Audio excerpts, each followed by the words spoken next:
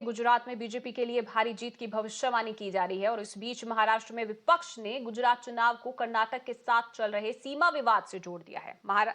मुंबई में एमबीए भागीदारों की बैठक के बाद महाराष्ट्र के पूर्व सीएम उद्धव ठाकरे ने कहा कि गुजरात में चुनाव जीतने के लिए बीजेपी ने राज्य को महाराष्ट्र के लिए औद्योगिक परियोजनाएं दी और अब पार्टी की योजना बेलगावी के कुछ हिस्सों को कर्नाटक में 2023 में होने वाले विधानसभा चुनाव जीतने की है। उद्धव ने शिंदे और देवेंद्र फडणवीस के नेतृत्व वाली सरकार की निष्क्रियता पर भी सवाल उठाए और उन्होंने कहा कि कर्नाटक सरकार आक्रामक रूप से उन गांवों पर दावा कर रही है जो महाराष्ट्र से संबंधित हैं और राज्य की निष्क्रियता ने उन्हें ये पूछने के लिए मजबूर कर दिया है कि क्या महाराष्ट्र में एक सक्रिय सरकार है या फिर नहीं।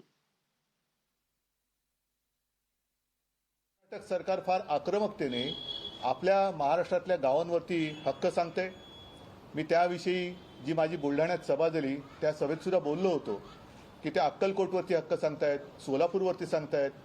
मग सोलापूर म्हटल्यानंतर सोलापूर जिल्हा म्हटल्यानंतर आमचा पंढरपूरचा विठोबा पण ते मागतील। जत जे आहे ते पण म्हणतात आम्हाला तिकडे यायचंय।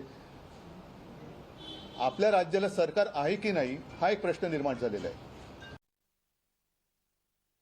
और इसी पर ज्यादा जानकारी के लिए मेरी सहयोगी श्वेता इस वक्त मुंबई से मेरे साथ जुड़ चुकी हैं। श्वेता, अगर देखा जाए तो काफी गंभीर आरोप लगाए गए हैं उद्धव ठाकरे की ओर से, क्योंकि बेलगावी का मुद्दा काफी लंबे समय से चल रहा है और लेकिन उन्होंने निशाना जरूर साधा कि गुजरात में चुनाव जीतने के लिए जिस तरीके से बीजेपी ने कोशिश की है, परियोजनाएं वहां पर भेज दी, कई बड़े प्रोजेक्ट्स दे दिए और उसी तरह की एक कोशिश अब कर्नाटक में भी हो रही है।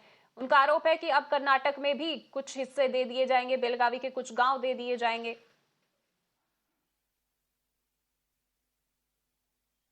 इंद्रजीत, देखिए यहाँ पे 3 मुख्य बातें रखी गई है। कल हमने देखा एमबीए की तरफ से एक अहम बैठक बुलाई गई थी जिसके बाद एक प्रेस कॉन्फ्रेंस लिया गया था और ये एक कह सकते हैं इम्पोर्टेंट स्टेप लिया गया है जो फॉर्मर गवर्नमेंट है उसके द्वारा। आपको बता दें, इन्होंने सबसे पहले कहा है जिस तरीके से महाराष्ट्र में अब स्थिति नजर आ रही है वो ठीक नहीं है। सबसे पहले यहाँ के जितने भी कैबिनेट मिनिस्टर्स हैं वो अभी तक व्यस्त हैं।